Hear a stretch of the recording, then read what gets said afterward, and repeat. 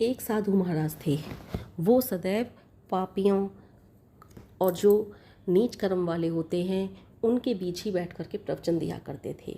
वो कभी अच्छे लोगों के बीच प्रवचन नहीं दिया करते थे और उनके साथ ही बैठकर भोजन किया करते थे। भोजन करते समय भी प्रवचन की बातें किया करते थे। तो एक उनका जो शिष्य था उसका भी एक मित्र था। तो उस मित्र ने इस तरह से उनको एक दिन देख लिया और वो अपने मित्र के पास आकर बोला, तेरा गुरु है ना, ऐसे गुरु को तो मैं कभी गुरु ना मानूं। नीच और पापी जो लोग हैं उनके बीच जा कर के बैठता है, उन्हीं के बीच भोजन करता है और खाता पीता है। इस तरह से उसको बुरा भला कह करके वो चला गया। उसका मित्र जिसके वो गुरु थे वो अपने गुरु के पास आया और गुरु के पास आकर के बोला, हे गुरुदेव, आप ऐसा क्यों करते हो? इन नीच और पापियों के बीच बैठ कर के क्यों भोजन कर रहे हो? क्यों इनको प्रवचन दे रहे हो? इनको प्रवचन देने का कोई फ़ायदा नहीं है।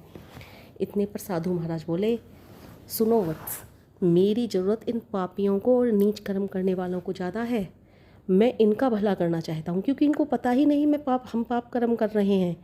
ये जानते ही नहीं हम किस पाप में उलझे हुए हैं। सच्ची राह दिखाना इनको मेरा कर्तव्य है। बाकी ये जो जाने वो करें। जो अच्छे कार्यों में लिप्त हैं, जो अच्छे कार्य कर रहे हैं, उनको तो मेरी कोई आवश्यकता है ही नहीं। मेरी आवश्यकता सबसे ज़्यादा इनको है। इस तरह से उन्होंने अपने शिष्य को समझाया। उनके शिष्य की समझ में अच्छी तरह सारी बात आ चुकी थी और उसने गहरी ठंडी सांस ली कि मैंने अपने गुरु को वास्तव में अच्छी तरह चुना है। मेरे गुरु वास्तव में सही राह पर हैं। मेरे गुरु वास्तव में बहुत अच्छे हैं। इस तरह से सोचकर वो उसको एक अच्छे से अपने हृदय में सांत्वना हुई। तो कहने का तात्पर्य यह है कि किसी को भी बिना जाने, बिना सोचे, बिना समझे संदेह नहीं करना चाहिए किसी पर भी। पहले सामने वाले व्यक्ति को जांचो परखो। यदि वो सही राह पर है तो उसका साथ दो, गलत राह पर है तो उसे समझाओ, नहीं समझता है तो उसका साथ छोड़ दो।